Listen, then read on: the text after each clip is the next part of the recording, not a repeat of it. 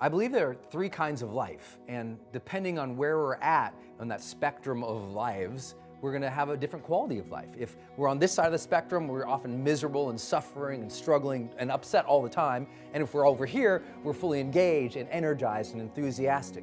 And knowing where we are on this spectrum can completely change our lives because we can make a decision about what type of life we want to live. You know, the first type of life I believe a lot of people live is the caged life. And the caged life is just that. It feels like you're caged, like you're trapped. You're trapped in, your past, or you're trapped in your current circumstances. Maybe you're trapped in other people's expectations. Maybe you're just trapped in your own personal limitations of belief or behavior, and you don't feel like you can break free. You don't feel like you can have that emotional freedom or that time freedom or that financial freedom. You truly feel trapped. And, everyone's been there sometimes in their life where they just don't feel like they can get out of something, or they feel like they're really struggling.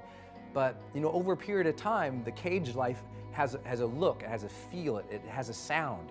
If you take a big animal and you throw it into the zoo and put it behind bars, that big animal will stalk in frustration and fire and want to get out of there. Over a period of time, though, that animal soon becomes resigned, and it goes back towards the back of the cage, and it sits there angry and frustrated, looking out into the world. And as that animal looks out into the world, it has that resignation of anger and frustration. And you can tell when a person is there, though, because they often say something, and they have this recurring pattern of communication that if you just listen, you'll know that somebody's trapped in the caged life. Because when they're back there, when they're resigned, when they're frustrated, and they're looking at all those successful, lucky people who are just born with all of that, or just they got lucky, right? When they look to the world, they often point to the world in anger, and they say, they don't understand me. And they have this fire in them that believes that other people can't understand them, that they are trapped in something that nobody else could understand. And the great tragedy of all that is a very simple thing, is that those very people who say, they can't understand me, or they don't know, those people, their anger separates them from other people. And now they're less likely to be the ones who ask for help. And yet they're the ones who need the help. And we can't forget that the reality of the person who's angry and resigned in life and saying, nobody understands me, they're really operating from a place, and it's tough to say to people, but they're really operating from a place that's very high in ego. They believe that they're so special and their circumstances are so special. They believe that, well, no one else has ever had cancer. No one else has ever had lost somebody. No one else has ever gone bankrupt. No one else could ever understand me. But the reality is, out of 7 billion people and thousands of years of history, somebody's been through it before. But their belief that nobody has been through it before makes them less likely to ask for help. And the caged life, over a period of time, starts to feel miserable. And usually only two things change your life. Either something new comes into your life and rattles your cage or breaks you free. Maybe that rattling of your cage is, maybe you get lucky, you win the lottery, or a new person comes in your life and changes your life, or a new circumstances, a new opportunity comes in, it forever alters the course of your life, it breaks you free. But for a lot of people, the second thing that changes our lives is nothing new has to come into our lives. Something new has to come out of us. We have to make a different decision about who we're going to be and what we're going to go after in life, about how hard we're going to work, about what we truly, truly demand of ourselves every single day, about how limited our lives will be by choice, not by circumstances. And at some point, the people who've been living a caged life, after a period of time of watching enough people go by who are succeeding, if maturity lands on them, it lands on them with an impulse to say, I've got to take control over the direction of my life. I've got to break free from these bars because I've set them up. At some point, we've come to realize, I think, in maturity, that we set our own cages. We build our own bars, and that there was always a door over here that we could get out of, but we never made the choice to. And when we finally decide to change our life, we're more likely to go out that door, but we always have to remember, never forget that when you knock on the door of opportunity, that it is work who answers. It's going to take a lot of work to change your life, to break free from the bars, to get going again. But I think that's the great opportunity. And when people finally break through that cage and they get out in the open and have more freedom in their life, that kind of life has a quality too. It feels incredibly different. That kind of life feels more free.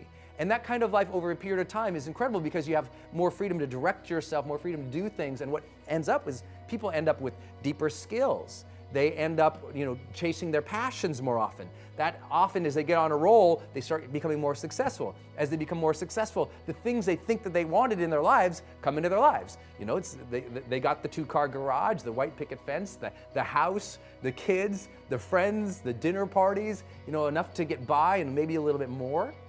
And soon after a period of time, that excitement of that breaking free and getting into that new kind of life, it feels more comfortable.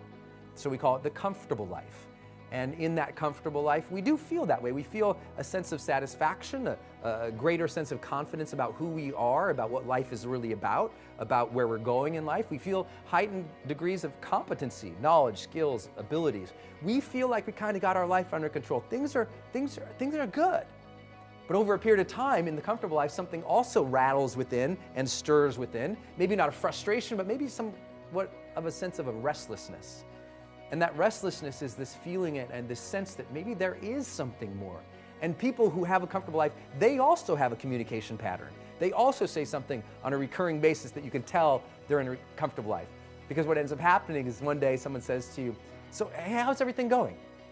And even though you have all the reason in the world to say life is amazing, you find yourself and hear yourself starting saying, when people ask how your life is going, you say, "Well, it's fine." And the "it's fine" is the tell of the comfortable life. It's the tell that there must be something more. There must be another quality, another kind of life. And that reveals to us that there is this other thing called the charged life. And the charged life has a different quality and feel to it as well. There's heightened levels of, first and foremost, energy there. People are more passionate when they're living the charged life. And because they are more passionate, they feel more of the charge. It's not a one-time spark. It's not once in a while I feel good. It's an enduring state of passion and happiness and satisfaction. But it's an enduring state that is triggered not by comfort, but rather by challenge. That when we challenge ourselves to go just a little beyond our current competencies, our knowledge, skills, and abilities, when we're able to push ourselves just a little bit further, that's when we start to feel charged, because so much of what we know by neuroscience, of what actually charges our brains, of what actually enlivens us in our brains, and what we can see by oxygenation and blood flow to specific parts of our brain, to the hormonal releases we can measure in the back of our brain from whether it's dopamine, vasopressin, oxytocin, serotonin. These things often happen because we're heightenedly engaged with something that's challenging us just a little beyond our current level. Like Mihaly Csikszentmihalyi often talks about it in psychology as this concept of flow, of doing something where we're so engaged with it, and you're so engaged with it because it's just a little bit harder than usual. So you're not quite comfortable, you're just a little bit out of comfort zone, not totally out of comfort zone and completely overwhelmed, but appropriately challenged to stretch yourself. And the qualities that the charged life basically have are there's a heightened and sustained level of energy and engagement, but also enthusiasm. And that's the magic. If you want to have a fully charged life, you have to start looking forward to things again. You have to get excited about tomorrow again. You have to see your life developing again. You have to set yourself on a path where you're step by step progressing every single day, so tomorrow's going to be better than it was today. That tomorrow you're going to become more of who you can become. That tomorrow by your simple choices, by your simple sets of disciplines and habits, that you're going to evolve into your highest self.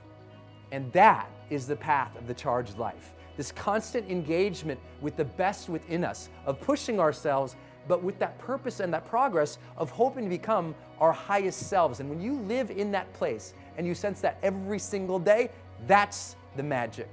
That's what life should feel like. That's what I think we all deserve. And maybe we ought to start aiming and challenging ourselves just a little bit more to get there.